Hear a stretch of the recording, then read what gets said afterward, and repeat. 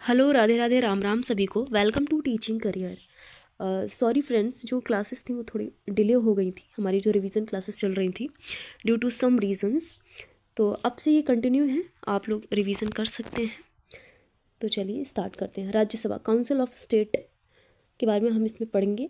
Article 80 में दिया है राज्यसभा के बारे में। इंस्पायर्ड बाय ब्रिटेन, ब्रिटेन से ये क्या है, प्रभावित है और प्रेरित है। यानी कि स्थापना जब होती है राज्यसभा की 3 अप्रैल 1952 को होती है। पहली बैठक कब हुई थी राज्यसभा की? 13 मई 1952 को हुई थी। राज्यसभा के सदस्यों का जो कार्यकाल कितना होता है, तो 6 वर्ष होता है। 23 अगस्त 1954 को नाम जो है राज्यों की परिषद से राज्यसभा कर दिया गया।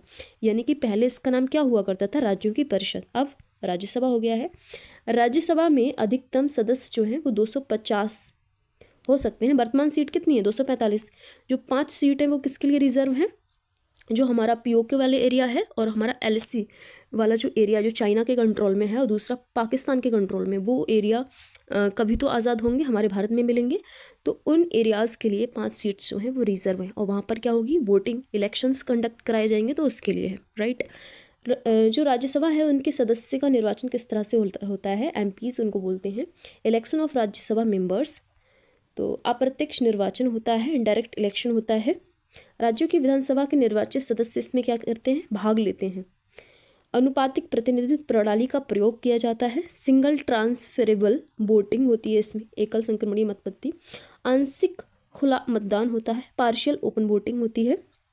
अब अनुपातिक प्रतिनिधित्व क्या होता है, जिसमें क्या होता है, एकल संक्रमणीय मतपत्ति होती है, सबको वोट देना होता है। इसमें क्या होती है, प्राथमिकता दी जाती है। सर ने बताया था, मान लीजिए ABCD ये 4 जो हैं वो इलेक्शन में खड़े हैं। अब इनको क्या है, ए को कितने मिले हैं, 15 वोट, बी को 45, सी को 24 और जो डी है उसको 16 मिले हैं। अब इसको क्या दी गई है, प्रायोरिटी दी गई है।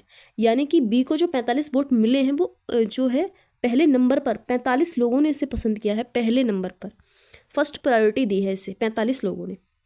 वैसे ही जो सी है ना, इसको दूसरी प्रायोरिटी दी है 24 लोगों ने। इसी प्रकार से ए और डी को भी। तो जीतेगा कौन? जिसको 45 लोगों ने फर्स्ट प्रायोरिटी दी है वही तो जीतेगा। तो यही होती है, ठीक है। उसके बाद सर ने ये एग्जाम्पल दिया था हरियाणा का, ठीक है। फिर है हमारा जो राज्यसभा है वो भंग नहीं होती कभी भी। राज्यसभा का विघटन यानी कि डिसॉल्व नहीं होती है। लोकसभा भंग हो सकती है लेकिन राज्यसभा भंग नहीं होती। स्थगन, सत्रावसान और विघटन, इन तीनों में डिफरेंस बताया था सर ने। जो स्थगन होता है वो कुछ घंटों के लिए या कुछ दिनों के लिए होता है और स्पीकर जो है, स्पीकर को इसका अधिकार होता है लोकसभा में, वहीं सभापति को इसका अधिकार होता है राज्यसभा में। सत्रावसान क्या होता है? सत्रावसान जो होता है उसका मतलब होता है सत्र की समाप्ति। तो ये अधिकार किसका होता है? राष्ट्रपति का होता है। वहीं जो डिसॉल्व होता है वो क्या होता है, विघटन, लोकसभा का होता है, राज्यसभा का कभी नहीं होता है। और इसका अधिकार भी किसको है? राष्ट्रपति को है। राज्यसभा का कार्यकाल जो होता है वो कोई नहीं होता। राज्यसभा सदस्यों का कार्यकाल 6 वर्ष होता है लेकिन राज्यसभा का कोई कार्यकाल नहीं होता। प्रत्येक 2 वर्ष में 1/3 सदस्य जो हैं वो रिटायर्ड हो जाते हैं।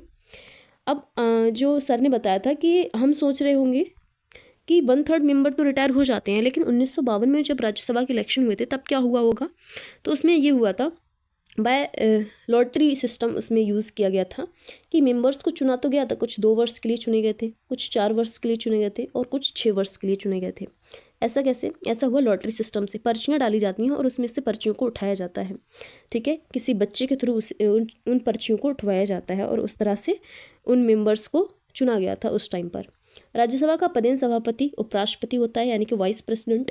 सभापति अपना इस्तीफा किसको देगा? हमारे प्रेसिडेंट को देगा। उपसभापति अपना इस्तीफा किसको देता है? सभापति को देता है। कोरम क्या होती है? एक टर्म आता है कोरम, यानी कि गणपूर्ति, सॉरी। ये क्वेश्चन पूछा गया था प्रीवियस ईयर में और पूछा भी जाएगा, ठीक है।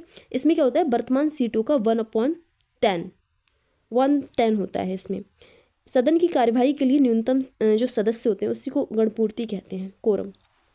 राज्यसभा में क्या हो जाएगी फिर? कोरम। राज्यसभा की जो सीट्स हैं उनका 1/10 निकाल लीजिए, ठीक है। इसी तरह से लोकसभा की जो सीट्स हैं उनका 1/10 निकाल लीजिए। और संयुक्त बैठक में क्या होता है? लोकसभा और राज्यसभा दोनों की सीट्स को ऐड करके उनका 1/10 निकालेंगे। तो इस तरह से हमारी जो गण पूर्ति है वो निकल कर आएगी। आर्टिकल 85 कहता है संसद के सत्र के बारे में बताता है, session of the parliament. Budget session होता है, मॉनसून सेशन होता है और शीतकालीन सत्र होता है।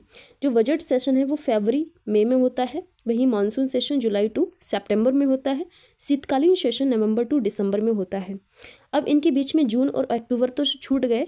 जून और अक्टूबर जो होता है उसमें क्या होता है, राष्ट्रपति को ये अधिकार है 123 आर्टिकल के थ्रू कि राष्ट्रपति इन पर कानून बनाता है। इन जो महीनों में जो भी बिल आते हैं उन पर कानून कौन बनाता है, राष्ट्रपति बनाता है। कम से कम 2 सत्र होना अनिवार्य होता है और दोनों सत्रों के बीच में 6 महीने से अधिक का जो अंतर है वो नहीं होना चाहिए। सर ने फिर टॉपिक पढ़ाया था मेजोरिटी, बहुमत क्या होता है। देखिए ये 4 प्रकार के होते हैं, 4 प्रकार पढ़ाए थे सर ने इसके। तो पहला है साधारण बहुमत, सिंपल मेजोरिटी। इसमें क्या होती है, उपस्थित और मतदान करने वाले सदस्यों का बहुमत होता है। ठीक है, जैसे लोकसभा में सीट्स तो कितनी है, 543 है।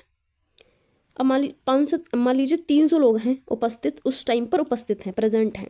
ठीक है, सीट्स का नहीं देखा, प्रेजेंट सीट का नहीं देखा जाता है, जो लोग उपस्थित हैं उनका 300/2 + 1 करेंगे। मान लीजिए 300 लोग उपस्थित हैं तो 300/2 + 1 करेंगे, तो इस तरह से 151 जो है वो सिंपल मेजोरिटी निकल कर आएगी। इसी तरह से क्या होता है, ये कब यूज़ होती है, ये साधारण विधेयक में और धन विधेयक में, मनी बिल में सिंपल मेजोरिटी का यूज़ किया जाता है।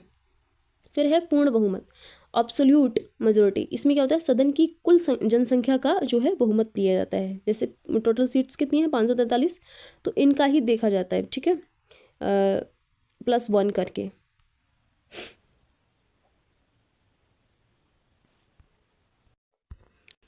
मान लीजिए ए और बी हैं, इन्हें 271 मिले और इन्हें 271 मिले, तो मेजोरिटी किसके पास आएगी, जिसके पास 271 + 1 यानी कि 272 होनी चाहिए। ठीक है, इसी तरह राज्यसभा में 245 सीट्स हैं, तो इसी तरह से 122 + 1 होनी चाहिए मेजोरिटी, सरकार बनाने के लिए इसकी ज़रूरत होती है। फिर है प्रभावी बहुमत, इसको बोलते हैं इफेक्टिव मेजोरिटी। रिक्त सीटों को हटाकर बहुमत, जो खाली सीट्स हैं ना उनको हटाकर बहुमत। ठीक है, 13 सीट्स रिक्त हैं और 13 सीट्स को जब इसमें से हम हटाएंगे तो कितनी बचेंगी, 530 जो बची हैं सीट्स, 530/2 + 1 करना होता है। ठीक है, लोकसभा राज्यसभा के पीठासीन को हटाने में इसका प्रयोग किया जाता है। फिर है विशेष बहुमत, जिसको बोलते हैं स्पेशल मेजोरिटी, ऑल्सो कॉल्ड विनिर्दिष्ट बहुमत, इसका अन्य नाम ये भी है। ठीक है, संविधान संशोधन के लिए इसका यूज़ करते हैं। आर्टिकल 368 जो होता है संविधान संशोधन के बारे में बताता है, तो उसमें इसका यूज़ किया जाता है। उपस्थित एवं मतदान करने वालों का 2/3 बहुमत और सदन के कुल सदस्यों का बहुमत भी हो। ठीक है, फिर है महाभियोग, महाभियोग में भी इसका यूज़ किया जाता है। इसमें क्या होना चाहिए, सदन के कुल सदस्यों का 2/3। और महाभियोग की प्रक्रिया किस में है, आर्टिकल 61 में है।